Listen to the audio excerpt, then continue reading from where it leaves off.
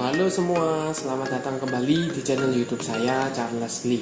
Bagaimana kabarnya buat teman-teman semua? Saya harap teman-teman dalam kondisi baik ya.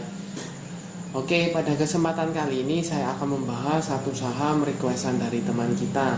Saham ini mayoritas valuasinya tidak terlalu besar ya. Mungkin tipikalnya gorengan ya. Jadi third liner seperti itu. Tetapi jelas untuk fasenya cukup menarik. Teman-teman bisa pantau untuk manfaatkan short term ya. Sekali lagi short term seperti itu. Saham apakah ini? Saham ini adalah PAM Mineral Tbk atau NICL. Nah, bagaimana pembahasannya? Atau teman-teman masih bisa entry di posisi sekarang, pastikan teman-teman tonton video ini sampai selesai ya. Buat teman-teman yang mungkin baru pertama kali mampir ke channel YouTube saya ucapkan selamat datang, selamat menonton. Semoga informasi yang kami sampaikan melalui video-video yang kami buat bisa bermanfaat buat kawan-kawan semua. Oke, tanpa berpanjang lebar ya, kita langsung masuk ke pembahasannya. Untuk saham PAM Mineral Tbk atau NICL. Kalau dilihat ya, NICL tanggal 6 Januari 2023 mengalami penguatan ya 5,88% atau hampir 6% ke level 180. Kalau dilihat secara tren di sini ya, jelas fasenya uptrend atau strong uptrend. Kenapa dia naik 45 derajat seperti itu. Kemudian kalau teman-teman lihat garis EMA 50-nya juga bergerak ke atas ya. EMA 50-nya di 131, EMA 200-nya di 107. Kalau teman-teman lihat arah dari EMA-nya jelas masih mengarah ke atas, konfirmasi kembali ya, dia fasenya uptrend seperti itu. Kemudian kita lihat garis MACD juga mengarah ke atas, mengindikasikan apa? Ada dorongan belinya ya, cukup besar seperti itu. Volume kalau teman-teman cek juga di sini volume beberapa minggu atau beberapa bulan ke belakang volumenya keluar. Kalau dilihat di sini ya, volume di Oktober, September, Oktober ini tidak terlalu ramai. Kemudian kalau sekarang volumenya jauh ya, lebih tinggi dari rata-rata bulan-bulan kemarin. Jelas ini lagi ada kepentingan di balik NICL-nya seperti itu. Nah, pertanyaannya apakah teman-teman bisa entry untuk level sekarang? Kalau saya lihat di sini ini sebenarnya ada area resist ya di 170, 172 itu ada area resist ya. Kemudian kalau dilihat dari kenaikannya ya. Kenaikannya kalau kita lihat di Desember awal saja ya. Di 120-an ini sampai dengan level sekarang itu sudah naik hampir 50% atau kita bisa simpulkan di 49%-an ya, 49%, hampir 50%. Jadi kenaikannya sudah cukup tinggi seperti itu. Nah, apakah teman-teman bisa entry di posisi sekarang? Teman-teman bisa pantau ya, apakah besok NICL ini masih melanjutkan kenaikan atau dia membentuk koreksi sementara seperti ini ya, koreksi sementara seperti ini ya, seperti itu. Kalau dia seandainya melanjutkan kenaikan tetapi di atas, masih di atas area resistnya ya di 170-an, teman-teman bisa tunggu saja di area 170 sampai dengan area 175 ya. Mungkin dia akan mengalami koreksi, ekor shadownya mungkin akan ke arah sana ya.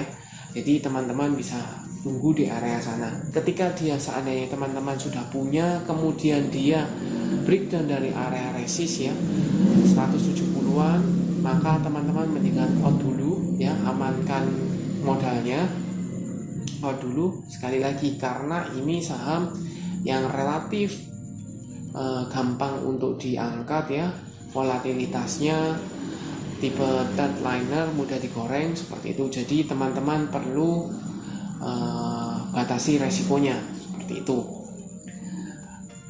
ya, seperti itu. Nah, buat teman-teman yang mungkin sudah punya nih saham NICL di daerah bawah, let's say di 100-an, 120 ke bawah seperti itu, apa yang harus dilakukan? Kalau untuk saya pribadi, teman-teman masih bisa hold ya, masih bisa pegang selama dia masih berada di atas garis EMA 50, teman-teman mungkin masih bisa amankan profit seperti itu, atau teman-teman masih bisa keep profitnya ya, biarkan profitnya run seperti itu.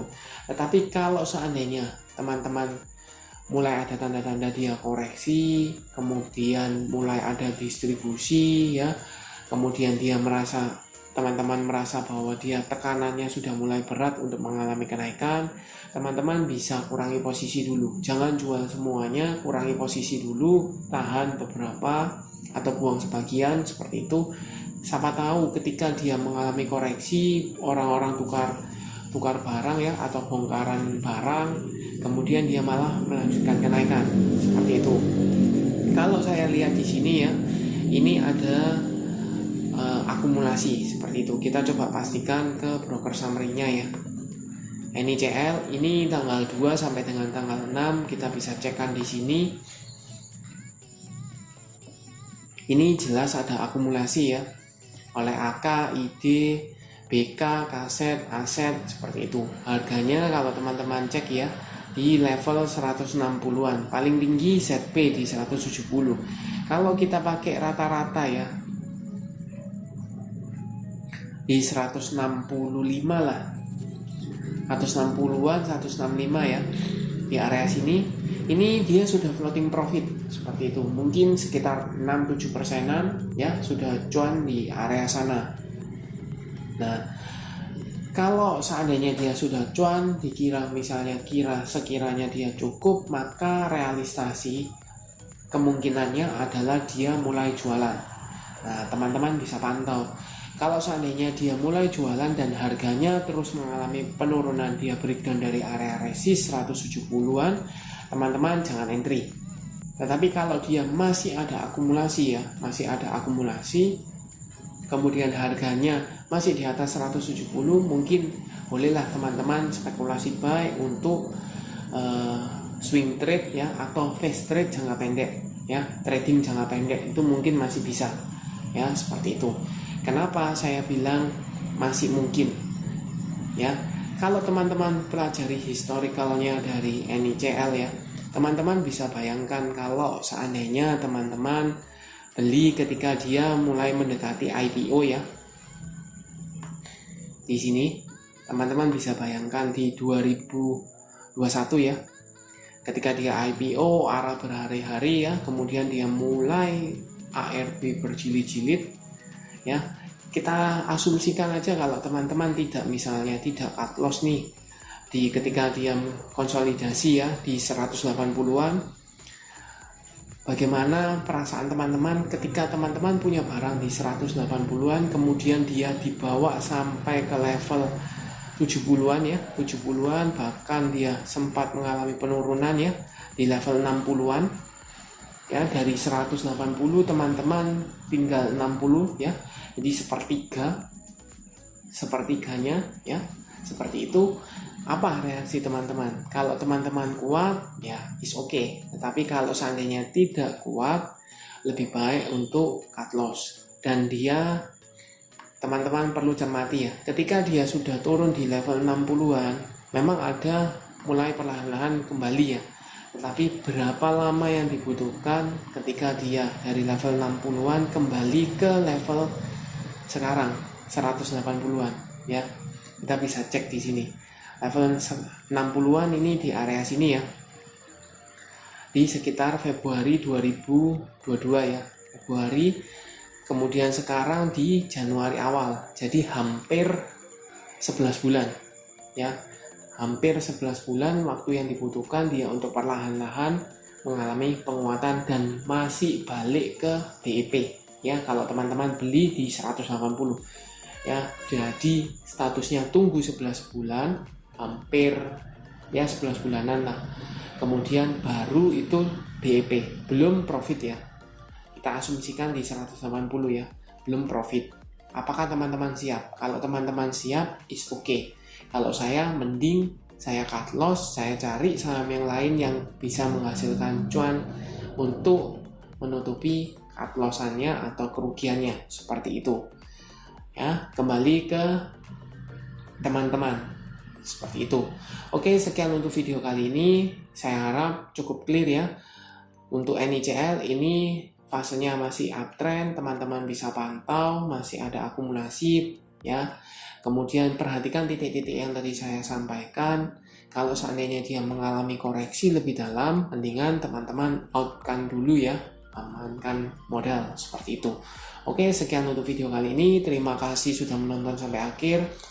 Jangan lupa like, share, dan subscribe channel YouTube saya, dan nantikan video analisa saham berikutnya. Sampai jumpa.